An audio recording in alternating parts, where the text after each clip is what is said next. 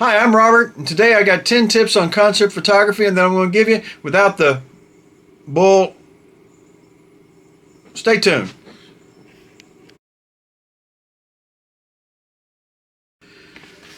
Okay, the most important thing in concert photography, one, is to get the photograph. Without the photograph, it's pointless. So you need to get the photograph in concert photography. So how do you do that? I don't have any money, I don't have any gear, I don't have any portfolio, I can't get into the building. That's what we're going to explain today.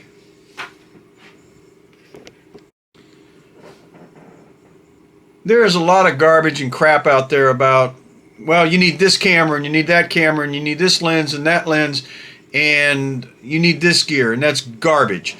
The most important thing is getting a photograph, and if this thing does it when you start out and you start to become a concert photographer, so be it. This is one of the most important tools that you can use in concert photography. I've been a concert photographer for over 40 years, and for me to say to someone to use a cell phone may sound strange or may sound like sacrilege, but it's one of the best tools available for people starting out. Yeah, I did say use a cell phone, and there are several reasons for doing it. One, this thing is small and compact. The second thing is you probably already have one. And two, very few people are going to deny you access with it. So when you walk up to the gate, the front door, nobody's going to think twice about letting you in the building with this thing.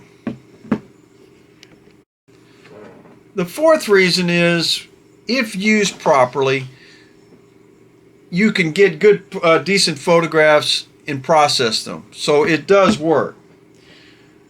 The fifth thing is big name bands rarely give you a second thought, and there are hundreds, if not thousands, of cell phones out in the crowd.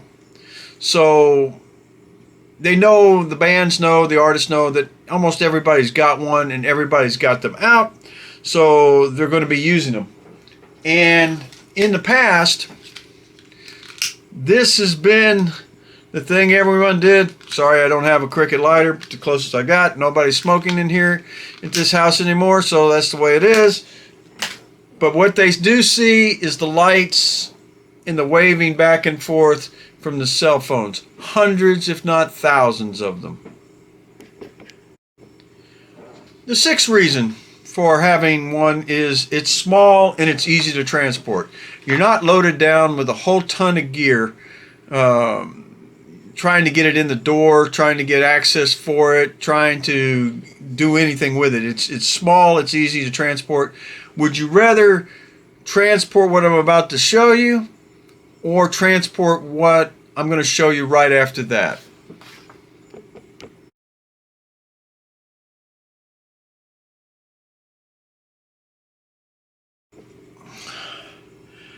The seventh reason for using a cell phone for concert photography. Social media and websites are already tailored for its use. So if you want to do a Reels or whatever you do for YouTube, for Instagram, for Facebook stories, whatever, the vertical format is already set and ready to go. The other thing too is it takes a decent JPEG. The camera quality on my iPhone is outstanding. The only thing I will tell you is you need to get as close as you can so the picture is as clear as it can be. You don't want to use a lot of the digital zoom that's in the cell phone. It takes no more knowledge to run than it's a cell phone. So most people already know how to run it. That's the eighth reason. They know how to run the device and they don't have any problems with it. And the ninth reason is the cell phone photographs will give you the basic photographs you need to put into a portfolio, either on Instagram or on a basic website. It's still good enough quality to do that. The other thing is, most of the time the files are transportable, so you don't have to carry extra batteries, you don't have to carry extra flash cards, you don't have to carry extra, extra memory, anything like that. There's enough memory on most cell phones to last you for the entire concert, and that makes it easy to use and easy to deal with. Is a cell phone the proper way for all concert photographers? I've seen some pretty damn good ones, but my answer, in my opinion, is no, or hell no. But it is a one way to start. It's one way to get your foot in the door, to get you a portfolio started, to get you photographs going, to get you working on something that is not outside of a normal budget, not have to spend a lot of money. So there are a lot of pluses to it. So let's say you go to the concert venue and you're searched. What do? You drop it in a bucket. Okay, and when you get through the turnstile and you go through the metal detector, they give it back to you. Okay, try that with a Nikon D800, an 80-200 f2.8, and a grip and a second backup camera and a video camera. It's just not going to work. So it's a lot easier to get in the door. The quality of the modern iPhone is fairly good. Everybody's got one, so when you go through the door, there's going to be 2,000 people, maybe or more, that are going to be in the venue that have one, and they're all going to be using it. So that's almost next to impossible to stop. It gives you the time using it. It gives you the time to find the proper gear that you want to use, and it gives you the time to hone your skills in composition and photographic quality, and learning what makes the difference between a photograph and what makes the difference between a snapshot. Okay, I will tell you right now that 90% of all concert photography is utter crap.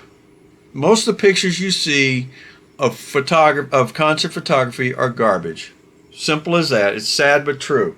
What makes the difference between a snapshot and a photograph? Think about it. There's a big difference between a quality photograph of a concert and somebody that just sits there and just snapshots whatever they see on the stage. So, that being said, as your skills improve, even with using a cell phone, the better you get, the more you'll rise up out of that 90% of absolute garbage and crap that's out there for concert photography.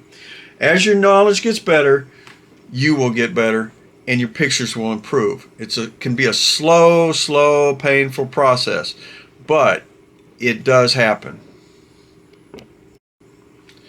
The most important thing is, once you are able to get the photographs, get them out of your cell phone, get them on the computer, get them manipulated. The sooner you can start your website, the sooner you can start your Instagram, the sooner you can start working with Facebook, the faster you can get your stuff into the hands of people that need to see it. Okay? You may not want people to see it, but okay, you take your pictures for whatever reason you do. But if you're wanting to get media passes or access to concerts and shows, people are going to need to see it. You're going to need to have a portfolio, a website, an Instagram page, be able to use Facebook effectively. All that stuff has to happen, and the sooner you can get it done by producing pictures, the better off you are. One of the things a lot of people say is start out small. Okay, start out taking pictures of small clubs and all that stuff. Okay, that's one way to get your skills. But also, it can be very time consuming and can be a waste, because let's face it, who knows Taylor Swift and who knows Ding Dong and the Doorbells?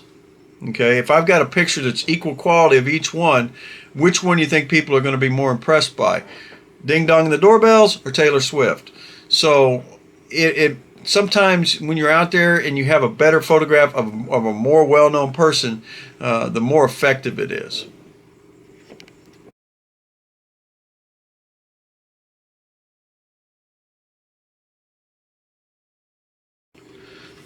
Little funny story, and a lot of people know I'm a big 38 Special fan. I've loved 38 Special for years and years and years, and I've shot them twice back in the 80s, and I wanted to shoot them again this time a couple years ago because the band has drastically and dramatically changed. So I thought it would be a good idea to take photos of them in their new incarnation. So I got a hold of my contact at Billy Bob's where they were going to be, and she approached the band twice, and I got rejected. I don't know why. It's not a big deal. It doesn't matter because Don Barnes could have had a zit on his nose the size of Arrowhead Stadium. Who knows? Whatever reason they picked, that's their business, and I respect that.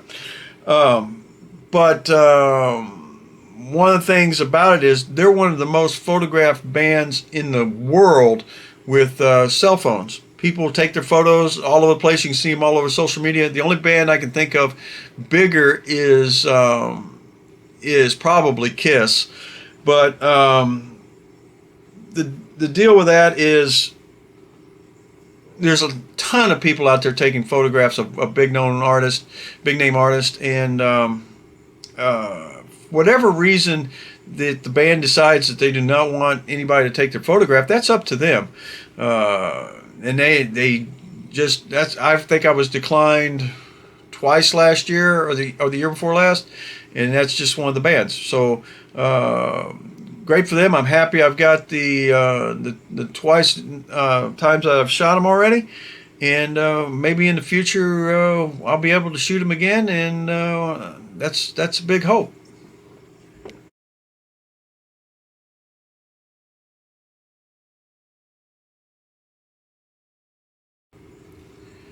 Another crazy thing. I know there's some management and some artists out there that think that there's a massive amount of people selling their images, and all I have to do is go, really? Okay, yeah, there may be people out there selling artist images and things like that. I can see that, but I can tell you that there's far more people trading images of artists on social media, through Facebook, through Instagram, through whatever way of doing it that they do, and in a large amount of them are actually garbage. They're poor quality. They're bad. But you got to remember too that these people taking these photographs are not professionals 99% of the time. They're in it because they're fans. They take it because they're enjoying the experience, and they're not out for the money up for it. There are a few, but in this case, most of the time, these people are not trying to rip off the artist, not trying to take advantage of the artist.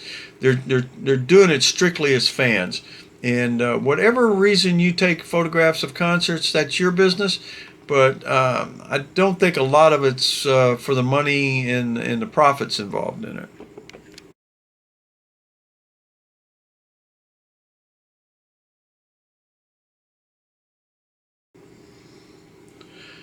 Do I believe that there's a difference in the average fan's photograph and the professional's photograph? Oh, hell yeah. There's a big difference in the quality of most professionals and amateurs' photographs. I will tell you right now that gear and knowledge of how to take a concert photography and use in concert photography makes a major, major, major difference. It's about skill. It's about what you know and how to do it and the gear that you use. But if you need to start out somewhere, get your cell phone, go to a show, take some photographs if they'll let you, and have a good time and enjoy. If you found these videos helpful, useful in any way, please go ahead, beat the hell out of that like button, body slam the subscribe button. I want to see it, So just have a good time with it, and we appreciate y'all watching the videos. We really, really do, and we'll see you next week. Thanks a lot. Bye bye.